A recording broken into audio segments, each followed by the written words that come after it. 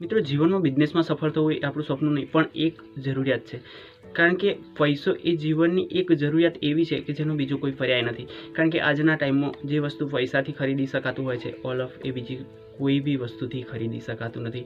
આજના એપિસોડમાં આપણે એવી જ કંઈક વાત કરવાના છીએ. ઘણા પ્રકારના બિઝનેસો આપણને ઘણા બધા માધ્યમથી મળી જતા હોય છે લાઈફમાં જાણવા માટે. એ પછી મોબાઈલથી હોય યા તો અખબારથી હોય કે કોઈ પણ રીતના કોઈ માણસ દ્વારા આપણને કહેવામાં આવતું હોય કે આ પ્રકારનો બિઝનેસ છે. ટૂંકમાં કહેવા જવું તો જો બિઝનેસ છે એ સ્ટાર્ટઅપ કરવાથી લઈ અને એમાં સફળ કઈ રીતના થવાય. આજના એપિસોડમાં આપણે આવી જ કંઈક મતલબ રસપ્રદ અને જે બિઝનેસ માટે જરૂરી છે અને એમાં 100% તમે જે સફળ થવાના છો એ સ્ટ્રેટેજી એ રીત કઈ રીતના છે એ ટોટલી ડિટેલ હું તમને આ જ એપિસોડમાં જણાવવાનો છું. તો વાત જ્યારે કરીએ દરિયાની કે કોઈ પણ ખેવૈયો પોતાનું જે કંઈ વાહન હોય લઈને જતો હોય છે ત્યારે એને રસ્તામાં એક દીવાદાંડી મળતી હોય છે. કારણ કે દરિયામાં આજુબાજુ એટલું બધું પાણી હોય છે કે કોઈ દિશા પોતે નક્કી કરી શકતો નથી. ઘણી બધી શોધો એવી છે કે જેના આધારે દિશા નક્કી થાય છે, પણ દીવાદાંડી એક મુખ્ય એવી જગ્યા હોય છે કે જેના આધારે દિશા અને બંદર નક્કી થતું હોય છે.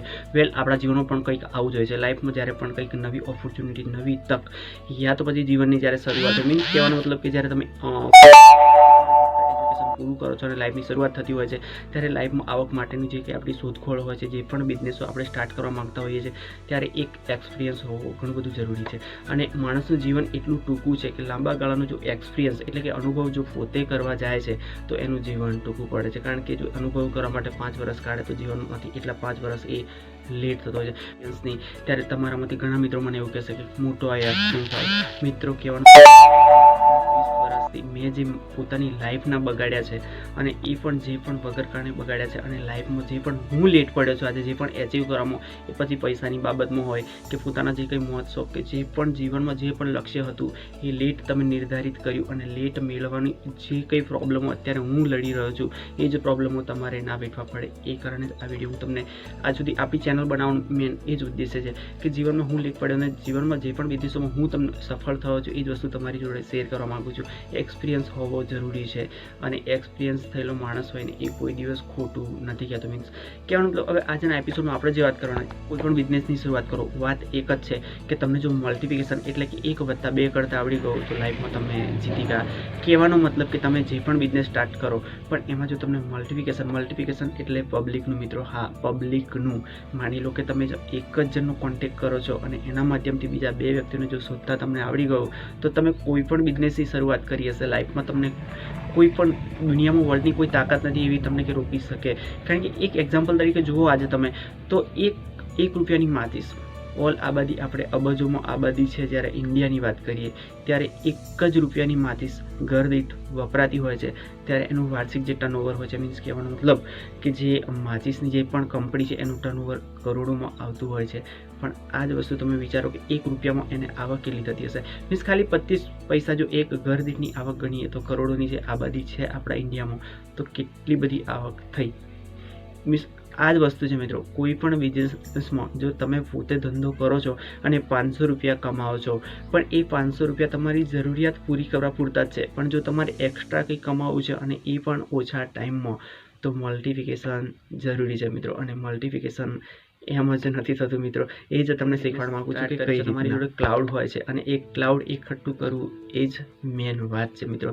આજના ટાઈમમાં નેટવર્ક માર્કેટિંગ ભલે ઘણું બધું બદનામ હોય, ઘણી બધી કંપનીઓ એવી આવે છે જે થોડો ટાઈમ ચાલે છે અને કંઈ પણ પ્રોબ્લેમના લીધે બંધ થઈ જતી હોય છે, પણ એ લોકોનો મેન ફોકસ હોય છે એ નેટવર્કિંગ હોય છે અને ઓછા ટાઈમમાં ઘણી કંપનીઓ બૂચ મારીને પણ મિત્રો જતી રહેતી હોય છે. પણ હું તમને એક લીગલ તરીકાથી માની લો કે તમે કોઈ પણ પોતાનો બિઝનેસ ઘરે બેઠા સ્ટાર્ટઅપ કરો છો, એક જો ખેતીનો જ બિઝનેસ કરો છો યા તો પછી ઘરગથ્થુ કોઈ ટેલરિંગનો બિઝનેસ કરો છો કે તમને ફાવે એ વસ્તુ કરો છો પણ એ જ વસ્તુમાં હું બીજા કોઈ વ્યક્તિને કઈ રીતના ઉપયોગી થઈ શકું અને એ જો તમને આવડી ગયું અને બીજા વ્યક્તિને તમે ઉપયોગી થાવ છો પણ એ જ વસ્તુ જો તમે કોપી કરતા સામેની વ્યક્તિને શીખવાડી દીધી તો ઓછા ટાઈમમાં તમે ઘણું બધું મતલબ ક્લાઉડ પણ એકઠું કરી શકશો અને માથાદીઠ આવક પણ સારી એવી એકઠી કરી શકશો.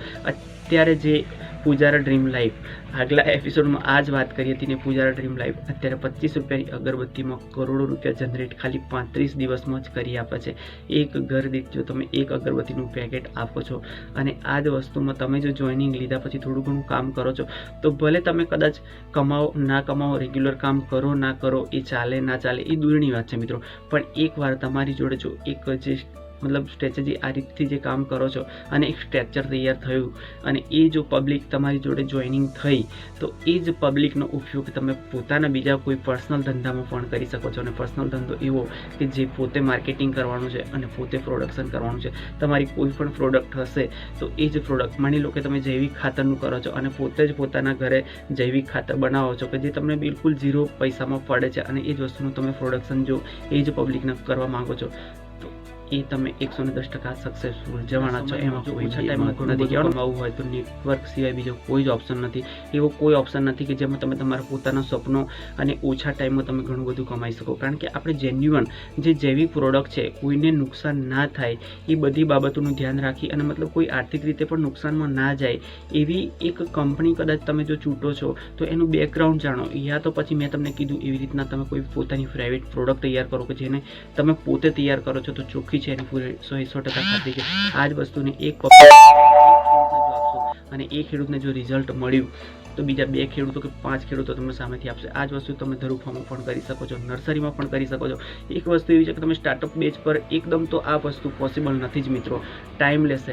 પણ આ વસ્તુ એવી છે તમે એકવાર સેટ થઈ જશો આ જગ્યાએ, કોઈ પણ ધંધો હોય તમે એકવાર ચાલુ કરશો અને જો 6 મહિના 12 મહિના ટકી ગયા ને મિત્રો, અને એમાં જો નેટવર્ક સિસ્ટમ તમે જો લાગુ કરીને તો દુનિયાની કોઈ તાકાત નથી કે તમને આગળ વધતા રોકી શકે. અને એક એટલું મોટું પ્લેટફોર્મ તમે ભવિષ્યમાં ઊભું કરી શકશો ને મિત્રો કે જેની હું તમને બીજા કોઈ તમને મંચની જરૂરત નહીં પડે, બીજા કોઈ પ્લેટફોર્મની આવક માટે જરૂર નહીં પડે. બધું જ છોડીને તમે એની પાછળ ઘણા બધા લોકોની બેરોજગારી પણ દૂર કરી શકશો. પણ સમય આપવો પડશે મિત્રો.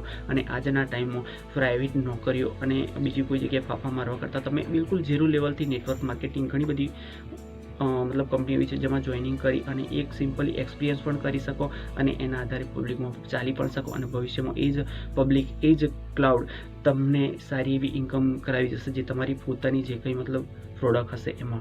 વેલ, લાઈફની શરૂઆતમાં તમે ક્યાંક લાઈન ન ચૂકી જાઓ.